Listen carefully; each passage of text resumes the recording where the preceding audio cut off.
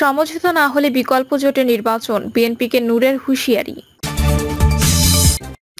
এদিকে নিষেধাজ্ঞার আগেই দেশ ছাড়েন হাসান মাহমুদ, দুবাই হয়ে গেলেন বেলজিয়াম। শুধু ভোটের জন্য আন্দোলন হয়নি বললেন মান্না। এবং সর্বশেষ জানাবো সিলেটে এসে অস্ত্রধারী ক্যাডাররা কোথায়। শুনছিলেন সংবাদ শিরোনাম, এবারে বিস্তারিত। সমঝোতা না হলে বিকল্প জোটে নির্বাচন, বিএনপিকে নূরের হুঁশিয়ারি। বিএনপির সঙ্গে সমঝোতা না হলে বিএনপির বাইরে বিকল্প জোট গঠিত হবে এবং বিকল্প রাজনৈতিক শক্তি নিয়ে পৃথকভাবে নির্বাচনে অংশগ্রহণ করা হবে বলে হুঁশিয়ারি দেন গণ অধিকার পরিষদ সভাপতি ও ঢাকা বিশ্ববিদ্যালয়ের কেন্দ্রীয় ছাত্র সংসদের সাবেক ভাইস প্রেসিডেন্ট নুরুল হক নূর বলেন, বিএনপি যদি উপলব্ধি করে গত 1.5 দশক যারা আন্দোলন করেছেন, রক্ত দিয়েছে, তাদের নিয়ে জাতীয় সরকার গঠন করবে এবং তাদের মূল্যায়ন করবে, তবেই বিএনপির সঙ্গে জোট ও রাজনৈতিক সমঝোতা সম্ভব হবে। তিনি সতর্ক করে বলেন, অন্যথায় বিএনপির বাইরে বিকল্প জোট গঠিত হবে এবং বিকল্প রাজনৈতিক শক্তি নিয়ে পৃথকভাবে নির্বাচনে অংশগ্রহণ করা হবে। তিনি বলেন, সংসদকে কার্যকর করতে এবং জনগণের প্রতিটি ভোটকে মূল্যায়ন করতে হলে প্রতিটি রাজনৈতিক দল যে অনুপাতে ভোট পাবে তাদের সেই অনুপাতে সংসদে প্রতিনিধিত্ব থাকতে হবে। বিগত 53 বছরে আমরা দেখেছি একক দল ক্ষমতায় গেলে কিভাবে স্বৈরাচার প্রতিষ্ঠিত হয়। আমরা আর কোনো দলকে এককভাবে ক্ষমতায় গিয়ে স্বৈরাচার বা ফ্যাসিবাদ প্রতিষ্ঠা করতে দেব না বলে তিনি যোগ করেন। গণ অধিকার পরিষদের নিবন্ধন প্রাপ্তির কথা উল্লেখ করে তিনি জানান, বিএনপি সহ 42টি দল আন্দোলনে অংশগ্রহণ করেছে, তবে তিনি বিএনপি নেতাকর্মীদের সাম্প্রতিক আচরণে হতাশা প্রকাশ করেন। নিষেধাজ্ঞা আগেই দেশ ছাড়েন হাসান মাহমুদ, দুবাই হয়ে গেলেন বেলজিয়াম। সাবেক পররাষ্ট্রমন্ত্রী doctor Hasan Mahmud Dubai, Germany হয়ে বেলজিয়ামে গেছেন। জার্মান শাখার আওয়ামী লীগের সাধারণ সম্পাদক মোবারক আলী ভূঁইয়া বকুল গণমাধ্যমকে তথ্য জানিয়েছেন, শেখ হাসিনা সরকারের পতনের পর 6 আগস্ট ঢাকার শাহজালাল আন্তর্জাতিক বিমানবন্দরে সাবেক ডাক, টেলিযোগাযোগ ও তথ্য প্রযুক্তি প্রতিমন্ত্রী জুনায়েদ আহমেদ পলক ও সাবেক পররাষ্ট্রমন্ত্রী হাসান মাহমুদ গ্রেপ্তার হন বলে গণমাধ্যমে খবর ছড়িয়ে পড়ে। এর কয়েকদিন পর জুনায়েদ আহমেদ পলককে গ্রেপ্তার করে পুলিশ, তবে হদিস মেলেনি সাবেক পররাষ্ট্রমন্ত্রী হাসান মাহমুদের। এরই মধ্যে সামাজিক যোগাযোগ মাধ্যমে অনেকে লিখেছেন, হাসান মাহমুদ দেশ ছেড়েছেন, তবে তিনি কোথায় আছেন সে বিষয়ে চলছে আলোচনা। জানা গেছে, হাসান মাহমুদ এখন বেলজিয়ামের লিমবুর্গ প্রদেশের হ্যাসেল্ট সিটিতে তার নিজের বাড়িতেই আছেন। দুবাই হয়ে জার্মানিতে যান তিনি। জার্মান শাখার আওয়ামী লীগের সাধারণ সম্পাদক মোবারক আলী ভূঁইয়া বকুল দেশের একটি গণমাধ্যমকে তথ্য জানিয়েছেন, তিনি ডক্টর হাসান মাহমুদকে ডসেলড্রফ বিমানবন্দরে বেলজিয়ামের বাড়িতে পৌঁছে দেন। বকুল জানান, গত 26 আগস্ট বিকেল 2:45টায় জার্মানির ডসেলড্রফ বিমানবন্দরে পৌঁছেন হাসান মাহমুদ। সেখান থেকে সড়ক পথে বেলজিয়ামের নিজ বাড়িতে যান। বকুল গণমাধ্যমকে বলেন, তিনি এখানে আছেন এবং সেভ আছেন, এটুকু আর কি। এখানে কারোর সঙ্গে যোগাযোগ করতেছেন না, কারোর সঙ্গে তার যোগাযোগ নেই। এদিকে দুদকের আবেদনের পরিপ্রেক্ষিতে আদালত গত 2 সেপ্টেম্বর হাসান মাহমুদের দেশ থেকে নিষেধাজ্ঞা দেয়। দেশ ছাড়লেও সরকার পতনের পর হাসান মাহমুদের বিরুদ্ধে ঢাকা, চট্টগ্রামে অনেকগুলো হত্যা মামলা হয়েছে। শুধু ভোটের জন্য আন্দোলন হয়নি বললেন মান্না। নাগরিক ঐক্যের সভাপতি মাহমুদুর রহমান মান্না বলেছেন, ভোট যদি হয় হয়তো আপনারাই জিতবেন, কিন্তু আজ যে আন্দোলন হয়েছে সেটা শুধু ভোটের জন্য হয়নি। এই আন্দোলন হয়েছে মানুষের গণতান্ত্রিক ভোটের অধিকার, নির্বাচিত প্রতিনিধিদের হাতে ক্ষমতা দেওয়ার মতো একটা পরিবেশ তৈরির জন্য। এই লড়াইয়ে যদি একাত্ম হয়ে আসতে পারেন তাহলেই হবে। মান্না বলেন, শুধু স্বৈরাচার সরকার উৎখাতে লড়াই করিনি, আমরা সরকার ও দেশ বদলাবার লড়াই করেছি। আমরা সরকার ও প্রশাসন বদলাবার লড়াই করছি। সরকার বদলেছে, এখন পরের কাজটা করতে হবে। যুব সমাজ, ছাত্র সমাজ, আমরা নতুন বাংলাদেশ করতে চাই। এখনো পর্যন্ত সরকার কোন সংস্কারের কাজে হাত দেয়নি উল্লেখ করে নাগরিক ঐক্যের সভাপতি বলেন, আইজি বদলে নতুন আইজি এসেছে, এটাকে সংস্কার করবেন। ডিআইজির বদলে ডিআইজি, আর্মি চিফ বদলে নতুন আর্মি চিফ এলে এটাকে সংস্কার করবেন। এগুলো সংস্কার নয়, আমি গুণগত সংস্কার চাই, যে এরকম একটা প্রশাসন চাই, সেই রকম একটা দেশ চাই সবাই। বিএনপি ভাইস চেয়ারম্যান শামসুজ্জামান দুদু বলেন, দেশে একটা নতুন পরিস্থিতি সৃষ্টি হয়েছে। ছাত্র জনতা রক্ত দিয়ে তুমুল আন্দোলনের মধ্য দিয়ে ফ্যাসিবাদ সরকারকে শুধু পতনই করেন নাই, একেবারে লন্ডভন্ড করে দিয়েছে। এই আন্দোলন হয়েছে বাংলাদেশের মানুষকে একটি নতুন প্রেক্ষাপট দেওয়ার জন্য। তিনি বলেন, অন্তর্বর্তী সরকার আমাদেরই দেশবাসীর। এই সরকার আগামী দিনের একটি ভালো নির্বাচনের প্রেক্ষাপট তৈরি করে দেশের গণতান্ত্রিক সরকার প্রতিষ্ঠিত করার দায়িত্ব পালন করবে। দেশের জনগণ এটাই প্রত্যাশা করে। সিলেটের সেই অস্ত্রধারী ক্যাডাররা কোথায়? গত জুলাইয়ের মাঝামাঝিতে কোটা সংস্কার আন্দোলন চলাকালে রংপুরের প্রকাশ্যে পুলিশের গুলিতে প্রাণ হারান বিশ্ববিদ্যালয়ের শিক্ষার্থী আবু সাইদ। তার রক্তের ফোঁটা যেন ছড়িয়ে পড়ে গোটা দেশে।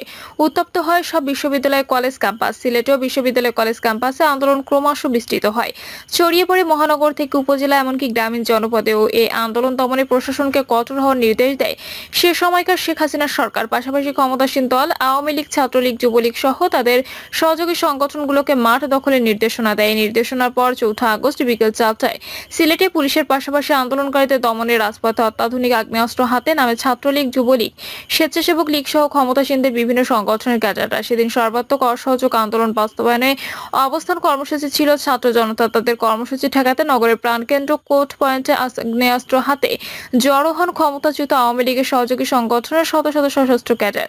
সেদিন অত্যাধুনিক সব ধরনের অস্ত্রের মহড়া দেখা যায় সিলেটে। নিরীহ ছাত্র জনতার ওপর গুলি চালায় ক্যাডাররা। নগরের কোর্ট পয়েন্ট ছাড়া জিন্দাবাজার পয়েন্ট, চৌহাট্টা, আমরখানা পয়েন্টে দেখা গেছে অস্ত্রের ছনছনানি। আন্দোলন চলাকালে সরেজমিনে দেখা যায় ওই দিন টিম এ কুখ্যাত ক্যাডাররা বন্দুক, রিভলভার, পিস্তল, M12 সহ অত্যাধুনিক আগ্নেয়াস্ত্র হাতে হামলা চালায় ছাত্র জনতার উপর। টিম বি কুখ্যাত ক্যাডাররা রামদা সহ বিভিন্ন ধরনের ধারালো দেশীয় অস্ত্র দিয়ে আক্রমণ চালায়। ছাত্র জনতার আন্দোলনে অংশ নেওয়া কয়েকজনের ভাষ্য, সেদিন অস্ত্রধারীদের লক্ষ্য একটাই ছিল, বৈষম্য বিরোধী ছাত্র আন্দোলনে কর্মসূচি ঠেকানো। তাতে যত লাশ পড়ুক তাতে তাদের ভ্রুক্ষেপ ছিল না। সেদিন পুলিশের একটি অংশের ভূমিকাও ছিল মারমুখী। দলীয় ক্যাডাররা অস্ত্র হাতে আন্দোলনকারীদের উপর হামলা ও গুলি চালানোর সময় যেন সহযোগীরা ভূমিকা পালন করেন দায়িত্বরত কর্মকর্তারা।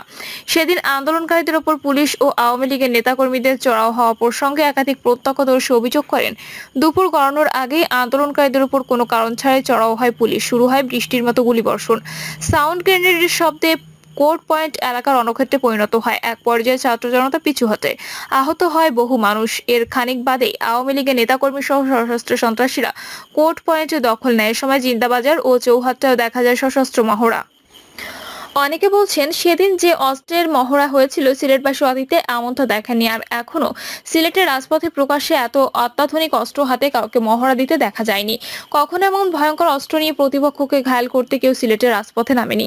আগ্নেয়াস্ত্র হাতে মহড়ায় ছিলেন যারা, ওই দিনের অস্ত্রধারীদের নিয়ে এখনো তুমুল আলোচনা চলছে সিলেটে। এর মধ্যে একটি অত্যাধুনিক অস্ত্র দেখা গেছে রুহুল আমিন শিবলু নামে একজনের হাতে। কারো মতে তার হাতে থাকা অস্ত্রটি AK-47, কারো মতে MR-16। কেউ মনে করেন এর চেয়েও ভয়ানক কোনো অস্ত্র হতে পারে, যদিও বিশেষজ্ঞ পর্যায় থেকে আগ্নেয়াস্ত্রটির মডেল নিশ্চিত করা যায়নি। হবিগঞ্জের নবীগঞ্জ উপজেলার লোগাওয়ের বাসিন্দা এবং লন্ডন প্রবাসী শিবলুকে ওই অস্ত্র হাতে ব্যাপক ছোটাছুটি করতে দেখা গেছে সেদিন। তিনি পালিয়ে যাওয়া সিলেট নগরীর মেয়র আনোয়ারুজ্জামান চৌধুরীর শিষ্য বলে নিশ্চিত হওয়া গেছে। এছাড়া কোর্ট পয়েন্টে আগ্নেয়াস্ত্র হাতে যে মহড়া চলে সেখানে দেখা যায় নাজমুল ইসলাম, রাহেল, সিরাজ, কিশোর, দিলোয়ার, নাইম আহমদ, চিহ্নিত সন্ত্রাসী আফতাব হোসেন খান, তার সহযোগী পাঙ্গাস আলী, কাউন্সিলর জাহাঙ্গীর, কাউন্সিলর রুহেল আহমদ, দেবাংশু দাস, মিঠু তালুকদার ওরফে ভাগ্নে মিঠু, পীযূষ কান্তি দে, অরুণ দেবনাথ সহ আরো অনেককে। এদের মধ্যে পীযূষের সঙ্গে থাকা তার সহযোগীরা হাতে ছিল বহুল আলোচিত দোনলা বন্দুক। শটগান হাতে দেখা যায় যুবলীগ নেতা জাহেদকে। মুনিম, আখিলি, সজল দাস, অনেক, শান্ত, টিলাগড়ের আলোচিত ভয়ঙ্কর অস্ত্রবাজ আনসার সহ আরো অনেকে সশস্ত্র অবস্থায় দেখা যায়। তারা সেদিন ছাত্র জনতাকে লক্ষ্য করে গুলিবর্ষণ করেছে বলে জানিয়েছেন স্থানীয় লোকজন। যাদের হাতে আগ্নেয়াস্ত্র ছিল না তাদের সবার হাতে ধারালো রামদা, GI পাইপ সহ দেশীয় অস্ত্র দেখা গেছে। সবাই মারমুখী ছিলেন আন্দোলনকারীদের দমনে। আজাদুর রহমান আজাদ, রঞ্জিত সরকার, জগদীশ দাস সহ আরো অনেকে দিক নির্দেশনায় ও মনিটরিং এ ছিলেন। 4 আগস্টের আগের দিন 3রা আগস্ট নগরের মদিনা মার্কেট ও পাঠানটুলায় একইভাবে সশস্ত্র মিছিল করে ক্ষমতাসীনদের ক্যাডাররা, কিন্তু তাদের কাউকে পুলিশ প্রশাসনের বাধার মুখে পড়তে হয়নি। ছাত্র জনতার অভ্যুত্থানে 5ই আগস্ট শেখ হাসিনা সরকারের পতন ঘটে। প্রধানমন্ত্রীর পদ থেকে পদত্যাগ করে দেশ ছেড়ে পালিয়ে ভারতে চলে যান শেখ হাসিনা। এরপরে সশস্ত্র সব ক্যাডার গা ঠেকা দেয়। অনেকে সীমান্ত পেরিয়ে ভারতে চলে গেছেন বলেও শোনা গেছে। এর মধ্যে 8ই আগস্ট দায়িত্ব নেয় নোবেলজয়ী অর্থনীতিবিদ ডক্টর মোহাম্মদ ইউনূসের নেতৃত্বাধীন অন্তর্বর্তী সরকার। অস্ত্রধারী গ্রেপ্তার না হওয়ার উদ্বেগ, উৎকণ্ঠা। এদিকে আগস্টের প্রথম সপ্তাহে প্রকাশ্যে অত্যাধুনিক অস্ত্রের মহড়া চালালে কাউকে এখনো গ্রেপ্তার করার খবর মেলেনি। এজন্য নগর সহ সিলেটবাসীর মনে উদ্বেগ, উৎকণ্ঠা বিরাজ করছে। তাদের আশঙ্কা অস্ত্রধারী ব্যক্তিগত রাজনৈতিক প্রতিহিংসায় কোনো অপকর্ম ঘটে আইন শৃঙ্খলা পরিস্থিতির অবনতি ঘটাতে পারেন। যদিও 5ই আগস্ট পর্যন্ত আন্দোলনে হত্যা মামলার ঘটনায় সিলেটে 14টি হত্যা মামলা সহ অন্তত 30-এর অধিক মামলা হয়েছে। এসব মামলায় ক্ষমতাচ্যুত আওয়ামী লীগের নেতাকর্মীদের অনেকে আসামি হয়েছেন, কিন্তু অস্ত্রধারী ক্যাডারদের কেউ যেমন গ্রেপ্তার হননি, তেমনি মামলাগুলোতে আসামি হিসেবে তাদের বেশিরভাগেরই নাম দেখা যায়নি। অভিযান যৌথ বাহিনী অবশ্য 4 সেপ্টেম্বর থেকে অস্ত্র উদ্ধারে যৌথ বাহিনীর অভিযান শুরু হওয়া জনমনে কিছুটা স্বস্তি ফিরতে শুরু করেছে। সিলেটবাসীর প্রত্যাশা, যৌথ বাহিনী সশস্ত্র সন্ত্রাসী ক্যাডার তাদের সহযোগী ও গডফাদারদেরও আইনের আওতায় নিয়ে আসবে।